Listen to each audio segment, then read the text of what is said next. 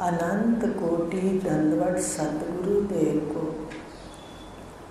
अपना विषय दिव्य दृष्टि का चल रहा था, जिसमें भगवान ने 15वें अध्याय के 3 श्लोक हो गए थे। चौथे श्लोक में कहा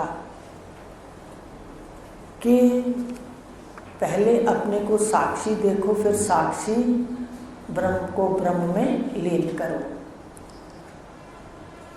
जहाँ जाकर जीव वापिस शरीर में जीव नहीं बनता, ये ध्यान दो। साधारण भाषा के अंदर अपने ब्रह्म स्वरूप में लीन होकर के फिर ये आके शरीर नहीं बनता।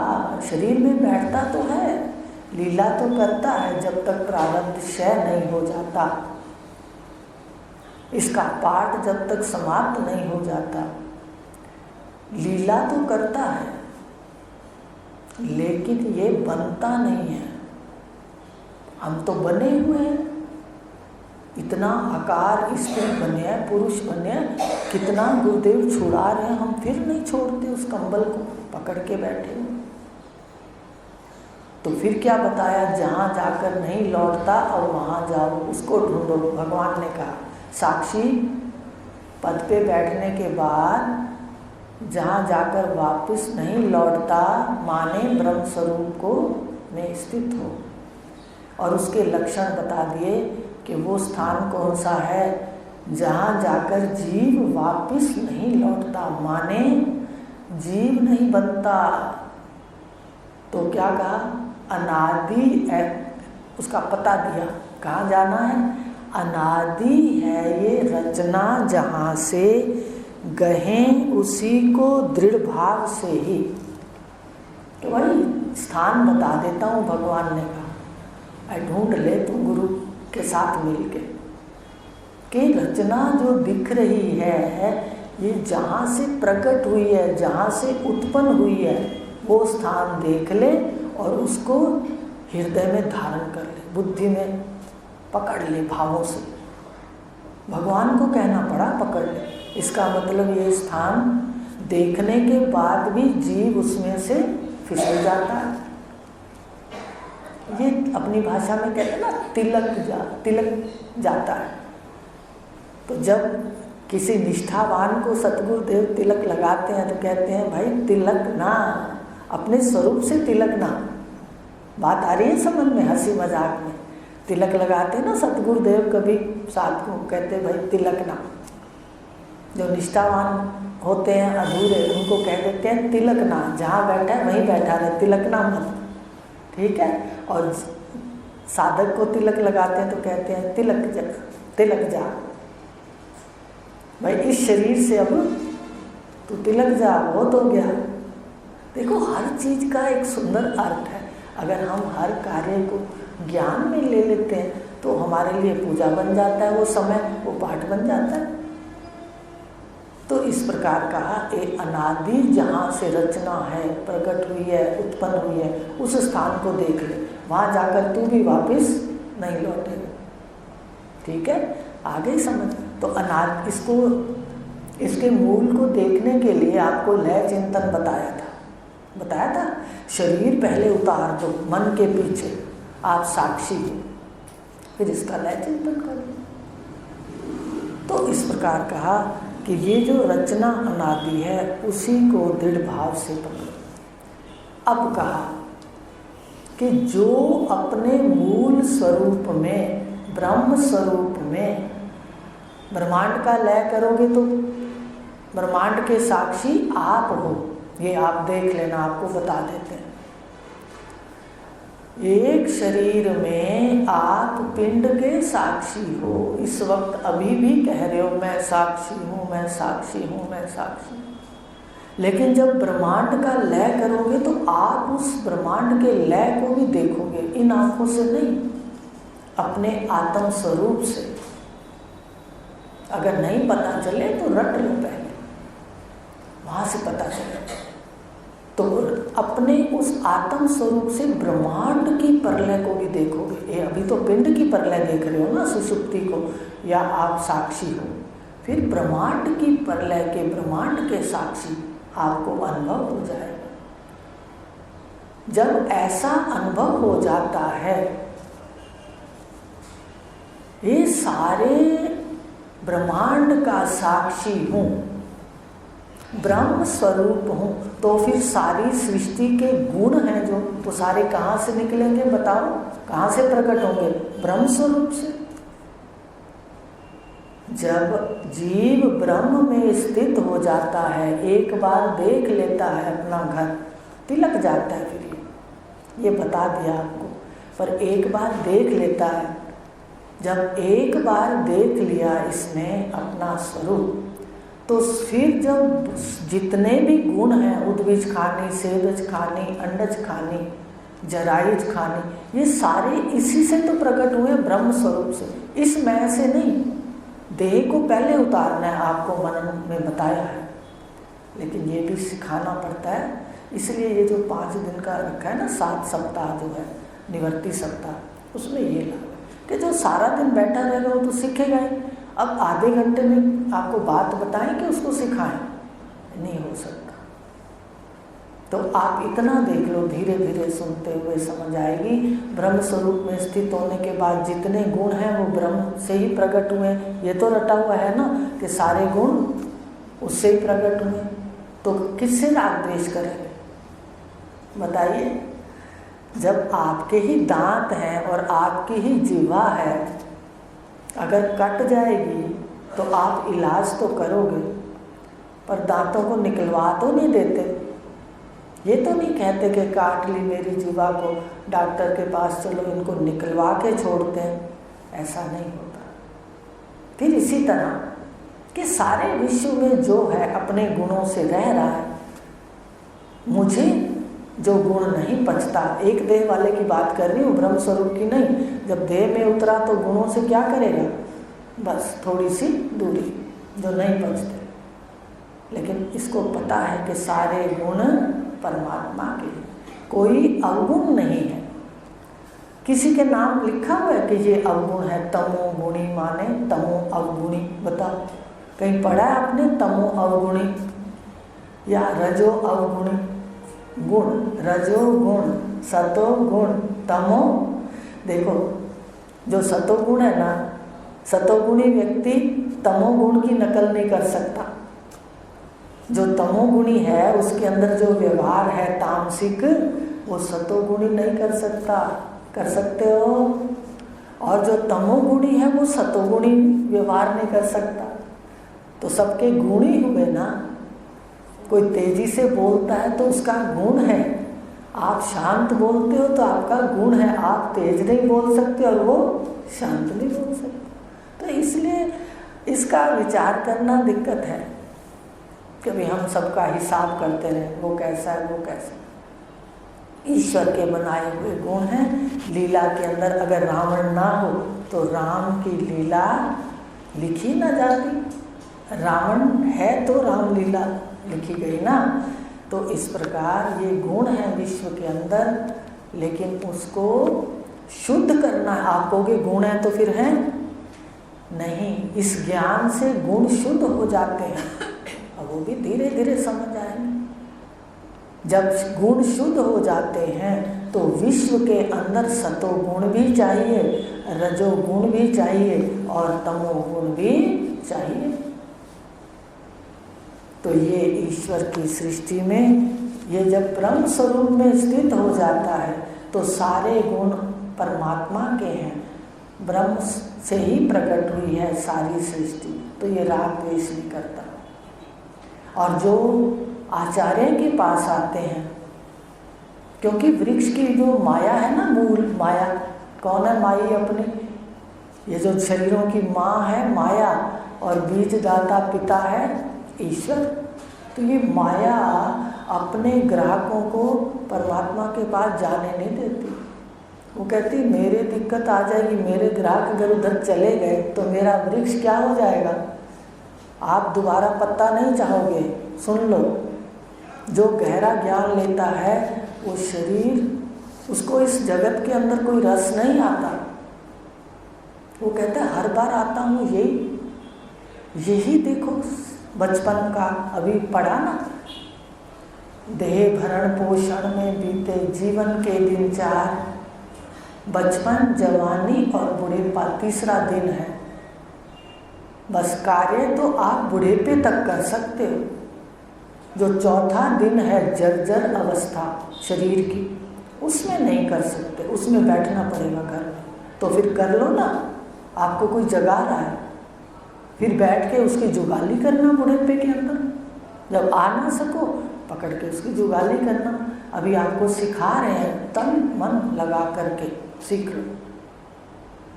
ऐसा ज्ञान ना ऐसे आम मिलता है और ना ही अपना कोई भला होता है। तो इस प्रकार कहा कि ये जो दृढ़ भाव से इस स्थान को, कौन से स्थान को पकड़ना है? ब्रह्म भाव को, कि ब्रह्म भाव में, कि ब्रह्म से सारी सृष्टि उत्पन्न हुई है, राग द्वेष की समाप्ति।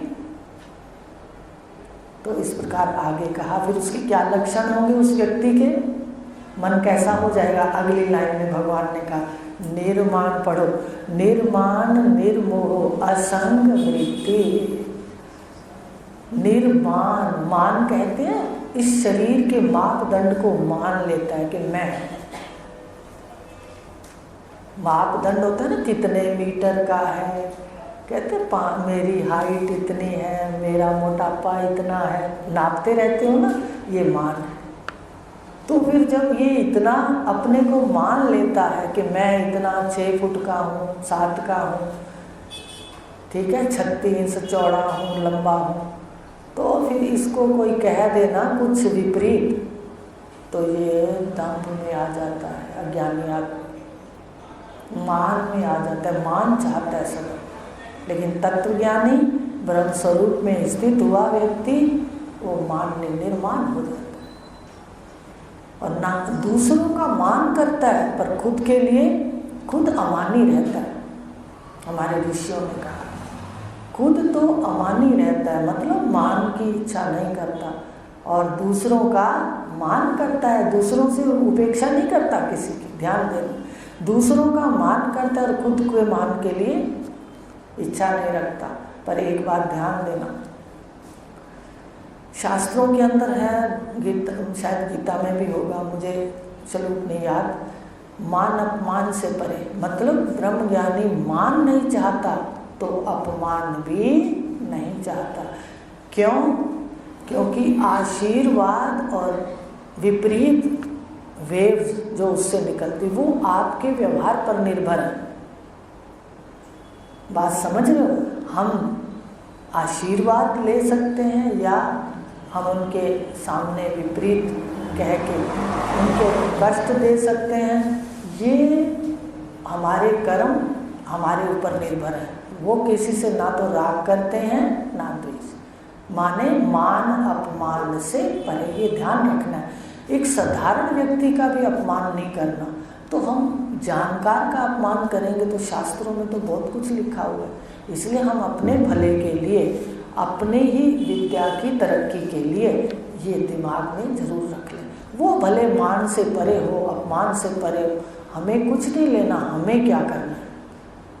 तो इस प्रकार निर्माण कहा, वो व्यक्ति स्वरूप स्थित वाला निर्माण हो जाता है, ठीक है। वो मान नहीं चाहता पर दूसरों का सदा मान करता है। ये भी लिखा हुआ है कि सदा मान करता है, किसी का अपमान नहीं करता। मान खुद नहीं चाहता, निर्मोह, मोह से भी क्या हो जाता है? उपराम हो जाता है। तत्व ज्ञान की बात हो रही है, आप मत बन जाना, बहुत मोह है, ढेरों बोरियां भर के, समझ रहे हो? जगा देती हूँ कहीं आप बन जाओ, हाँ अब तो मोह है नहीं, क्योंकि ये ऐसा घंटा होता है, इसमें तो सारा कुछ घट जाता है। बाहर निकलते माया कहती है भेज दे तेरे ग्राहक, अभी बताती हूँ कितना मोह है, कितना मान है। लेकिन अपने को स्थिति लानी है ऐसी, जब भी मोह आए कोई लेन देन है। ये सब जीवन यात्रा सुंदर सुखद हो, क्योंकि मेरी साधना कलयुग की है। ये ना कहो कि मेरी साधना में इतना दम है, आप तो अपना कर्म करो, आपको हिसाब करना ही नहीं मेरी साधना कैसी है, बस। तो इस प्रकार कहा, वो निर्माण हो जाता है, निर्मोह हो जाता है, उसकी वृत्तियां सदा दोनों परिवारों से असंग हो जाती हैं। दो परिवार कौन से हैं? मायका ससुराल? नहीं नहीं, एक शरीर का परिवार और एक बाहर रिश्ते नाते जो माने हुए वो परिवार, वो मान्यता है। जब आए थे किसको लाए थे साथ? अकेले ब्रह्मरंध्र से आकर के प्रवेश कर गए। जब अपने कर्म भोग लिए जाएंगे तो कौन साथ होगा? बता दो, क्यों नहीं मनन करते ये बातें? ये वैराग खड़ा करेंगी हमारा और मोह छुड़ाएंगी। और जो ये घर से निकल के भंडारों और इस पे आना होता है, हमारे मोह का पता लग जाता है। और ये बहुत जरूरी है कि हमें घर से भी कभी निकल के रहना। हमने चूल्हा चौका, अपनी दुकान, अपना कारोबार जो भी है, एक बार अपने जीते जी इनको सौंप के देखें तो सही, तब लगेगा पता कि हमारे अंदर कितना मोह है। ऐसे तो हम सब निर्मोही हैं। निर्माण, निर्मोह, असंग, उसकी वृत्तियां सदा संग रहती, सबके साथ खेलते हुए। उपनिषद के अंदर मंत्र है, मुझे उपनिषद तो उसमें साफ लिखा है कि ये यहाँ तक लिखा है कि स्त्रियों के साथ रहते, अपने बराबर वाली उम्र के साथ खेलते चलते फिरते, सब वो असंग सदा रहता है। भगवान ने भी गीता में कहा, ज्ञानी और अज्ञानी को व्यवहार से नहीं पहचान सकते। और जो ज़्यादा ज्ञानी बचना चाहता है ना व्यवहार से, लोगों से, तो वो अज्ञानियों के साथ अज्ञानी बन के व्यवहार करता है कि इनको पता ही ना चले। समझ रहे हो? परिवारों में जाकर ये नहीं होता कि वो ज्ञानी बन जाता है, फिर तो उसको दिक्कत आ जाएगी। तो ये बड़ी सुंदर ज्ञान की एक स्थिति है कि हमें इसको लेना है और अपना सफ़र करना। पर बिना तत्वज्ञ पुरुष से सुने हमारे पर्दे जो अविद्या के हैं ये फट नहीं सकते। पढ़ने से नहीं फटेंगे।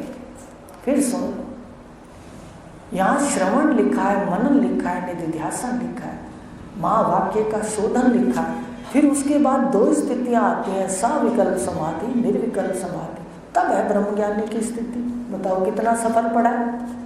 अभी तो सुनने में ही हम 2 दिन छुट्टी कर देते हैं, दिला जाते हैं। तो क्रम से नहीं सुनेंगे तो कैसे बेस बनेगा? आगे ना बात।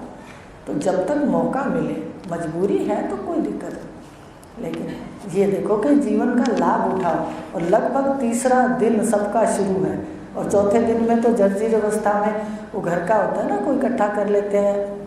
क्या कह दूँ, अब कहना नहीं चाहिए, जो कार्टून वगैरह इकट्ठे हो जाते हैं, अपने एक तरफ कोने में रख देते हैं। मुझे तो कई बार ऐसे ही लगता है कि फिर उस अवस्था में कहेगा, आपका जब सुना है तकड़ा तो आप एकांत में चिंतन करो। जिसको कहते हैं ना, गाय भैंस खा लेती है पहले सारा चारा, फिर उसकी जुगाली करती है, तो ये है। तो कहा निर्माण, निर्मोह, असंग वृत्ति। असंग माने सदा साक्षी में बैठा रहता है, शरीर में आकर के। अध्यात्म प्रेमी, उसको किससे प्रेम करता है? अध्यात्म वाले लोगों से। संसारी बातों में उसको कोई आनंद नहीं, वो संसारी बातों को बात नहीं ज़्यादा करता। भाई कोई ज़बरदस्ती थोड़ा बहुत किसी को बताना पड़ता है तो वो चाहे कहता हो, पर वो उसको आनंद नहीं आता संसार की बातों। आप बताइए, एक तत्वज्ञानी को जिसको पता है सारे गुण हैं, तो वो किसकी बात क्यों करेगा कि फलाने की बहू ऐसे है, फलाने की सास ऐसे। अरे ये तो पहले से पता है कि 3 गुण हैं, सारे घर के अंदर 3 गुण हैं। इसलिए जो अपना शिव का जो लिखा है ना, स्वस्ति की साकार वंदना, उस पर ऊपर लिखा है प्रेरणा स्रोत। घर में उसको टांग के प्रेरणा लो कि देखो कैसे अलग अलग गुण के सभी शिव परिवार में इकट्ठे रह रहे, हमें भी इकट्ठे रहना, कैसे भी गुण के हमें साथ रहना है, तो एक प्रेरणा मिलती है। तो उसको ऊपर लिखा है प्रेरणा स्रोत। तो इस प्रकार कहा कि निर्मोह, निर्मोह, असंग वृत्ति, अध्यात्म प्रेमी। और वासनाएं तो उसकी क्षय हो जाती, खाने की वासना, देखने की, सुनने की, आने जाने की, पहले थोड़ी थोड़ी कम होते हैं। ज्ञान ले रहे हो, अपना निरीक्षण करो, पहले थोड़ी थोड़ी कम होती है। भगवान ने भी कहा है क्रम से वासना तजे। क्रम से वासना तजता, एकदम सारी वासना समूल नष्ट नहीं हो जाती, ये धीरे धीरे होते। सुनते रहो बस, कुछ नहीं करना, सुनना है और याद करना है और उसको देखना कि अंतःकरण में है। इसलिए ये जितने भी गुण हैं ये किसके अंदर आ जाते हैं? जो अपने स्वरूप में, ब्रह्म स्वरूप में स्थित होता है। अध्यात्म प्रेमी नहीं वासनाएं, दिखे नहीं है सुख दुख जिसको, अमूढ़ हो अव्यय स्थान पर। क्यों? सुख दुख में क्या रहता है? सम रहता है। सुख में तो छलांगे नहीं लगाता कि भाई ये खुशी हो गई, ये चीज आ गई, वो हो गया, वो सम रहता है। उसके लिए सब सामान्य है बात। संसारी आदमी तो एक चीज लेता है बस, खुला नहीं समझता क्या क्या करता है, वो सम रहते। वो कहते ये सहज में है, कोई उसको विशेष बात नहीं लगती। और दुख आता है तो भी वो सम रहता है, समाहित चित्त रहता है। तो इस प्रकार समाहित चित्त हो जाता है उसका। और अमूढ़, मूढ़ की तरह व्यवहार नहीं करता।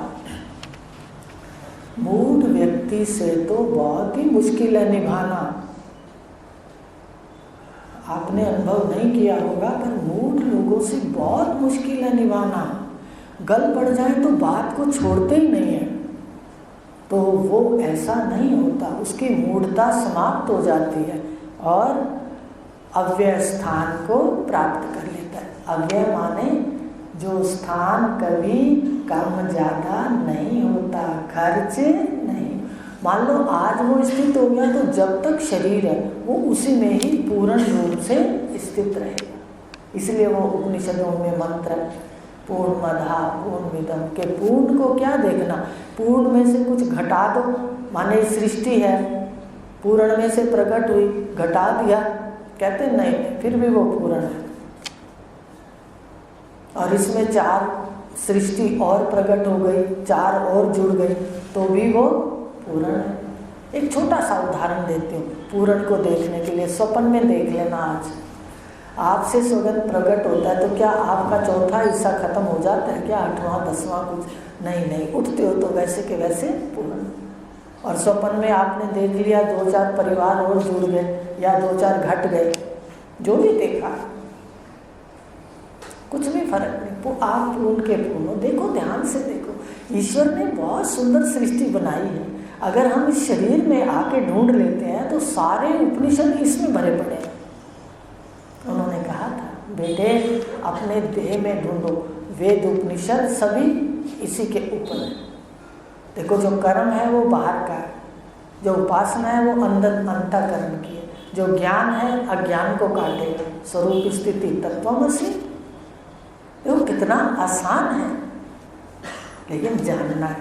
ठीक है, आज अपने क्या पढ़ा? ये पढ़ा 5वें श्लोक में कि उस स्थान को जो जहाँ जाके ब्रह्म स्वरूप हो जाता है, जब ये उस स्थान को देख लेता है, स्थित हो जाता है अपने व्यापक स्वरूप में, फिर देह में आता है तो इसमें ये गुण होते हैं: निर्माण, निर्मोह, असंग वृत्ति, अध्यात्म प्रेमी। नहीं वासनाएं और सुख दुख में सम।